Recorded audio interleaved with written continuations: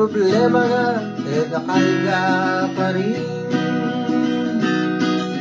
Ayaw magtrabaho, panahoy hindi pansin.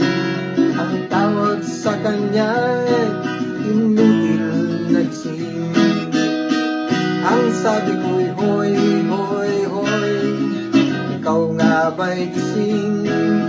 Kung gayo'y halikan na at maraming gagawin. Ang sabi ko'y hoy, hoy, hoy, hoy, anong klaseng gising? Gising ka man kung di ka kikilos, parang patay ka rin.